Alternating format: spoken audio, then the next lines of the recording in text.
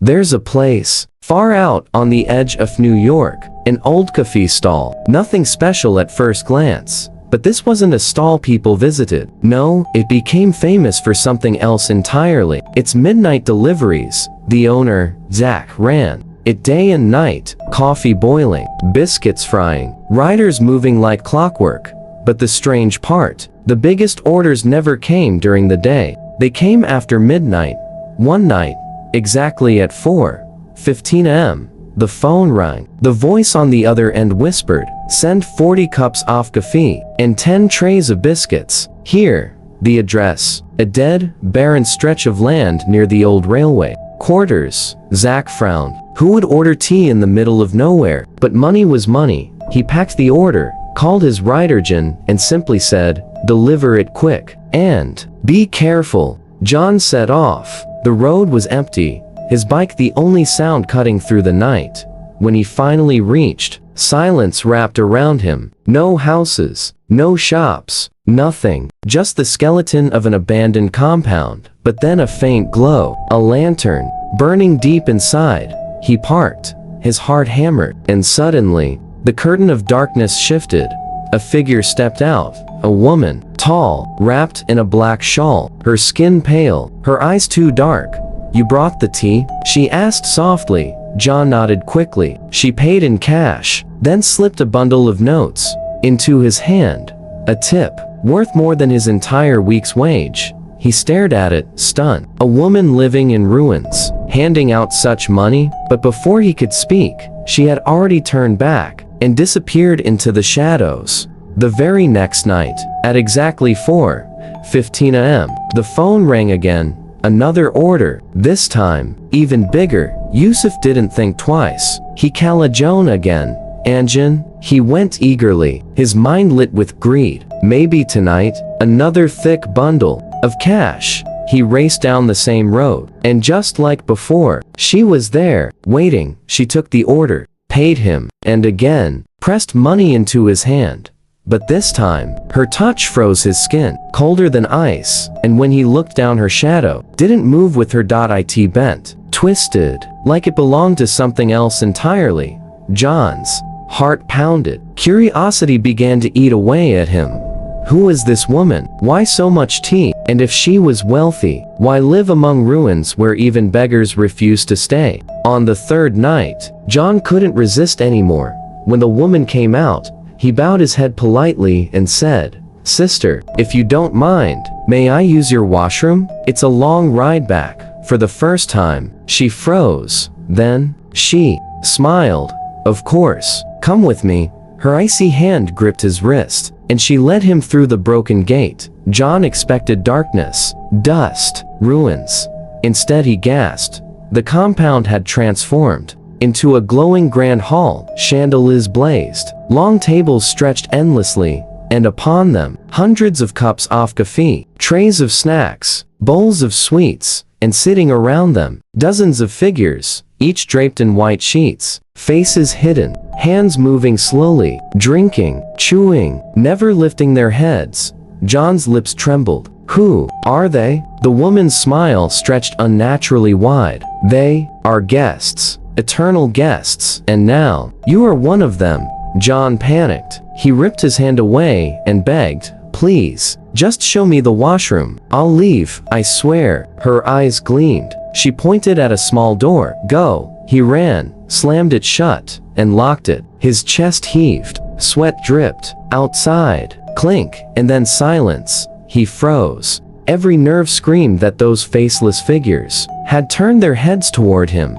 Minutes felt like hours. Finally, desperate, he decided to run. He flung the door open and froze again. No hall, no woman, no guests. He was standing on the main road, his bike right in front of him, the compound behind, nothing but rubble. But in his fist, the money was still there, only now, the notes were old, torn, out of circulation for decades. John fell sick for days. Nightmares, fever, restless shadows clinging to him. When he finally returned, Zach noticed his pale face. "Son, what happened to you?" Anjan told him everything.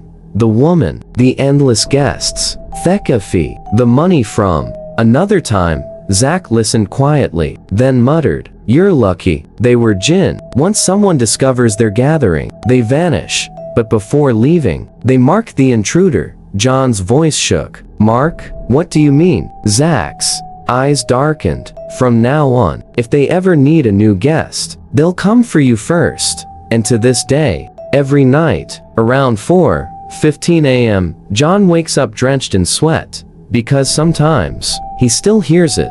The sound of cups clinking in the dark, and a cold whisper, right next to his ear. Another round of tea. If you liked this story, please like, support, and subscribe.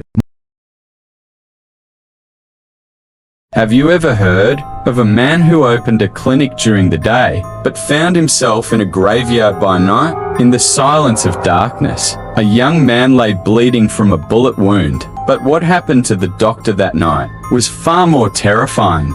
This is the story of such a man, the story of a doctor, a kind-hearted doctor who believed in humanity and compassion. After retirement, he decided to open a small clinic in a remote village where there was no hospital, so that the poor could find help and no one would suffer without treatment. The villagers were overjoyed when he arrived. They blessed him, thanked him, and welcomed him with respect. But the doctor had no idea that the place he chose for service would soon turn into the stage of his greatest nightmare. One evening, as the doctor was closing his clinic, an elder from the village came to him. He whispered, "Dr. Saab, your clinic is good, but remember this, never go near that old Haveli behind your clinic." The doctor laughed lightly and replied, "Oh, come on. There's no such thing as ghosts and spirits." Little did he know, those very words would mark the beginning of a terrifying night. At 3:30 a.m., there was a sudden knock at the clinic door. The doctor woke up, slightly irritated, and opened it. Standing there was an old man, wrapped in a shawl, shivering. "Dr. Saab, please hurry. My daughter is very sick." Without hesitation, the doctor grabbed his medical bag and followed him. But the path he took was the very one the villagers had warned him about. The road that led to the old Haveli. The Haveli stood silent, cold, decaying. Inside, a beautiful young girl sat lifelessly in a wheelchair. The doctor examined her, gave her treatment, and wrote down medicine. The old man tried to offer money, but the doctor refused. For him, it was not business, it was service. The very next day, the same old man returned. "Dr. Saab, my daughter wishes to see you again." The doctor, still kind-hearted, went back with him, but this time, something was different.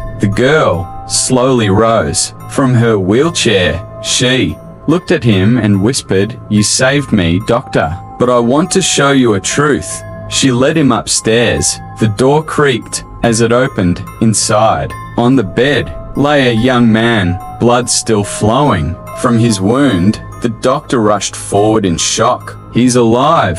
We must take him to the hospital immediately." But the girl smiled and whispered softly, "Doctor, he died 15 years ago." The ground beneath the doctor's feet felt as if it had vanished. She continued, "This man was the one I loved, but my parents shot him to death, and, in revenge, I poisoned them. Before drinking the poison myself." The horrified doctor ran downstairs, his heart pounding. "Your daughter is unconscious upstairs," he shouted, but the old man calmly replied, "Dr. Saab, my daughter is sitting right here." The doctor froze. He turned back in shock. There she was, the same girl, sitting in the wheelchair, smiling eerily. His lips trembled. But upstairs, there's a body lying there. The old man's eyes darkened. "Dr. Saab, this is no Haveli. This is a graveyard.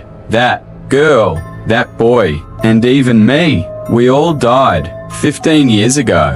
The doctor turned back in terror, but the Haveli was gone. Only gravestones remained. He screamed and ran for his life into the endless night. This story reminds us, some places are not just land, they are resting places for wandering souls. Would you dare to enter such a heavily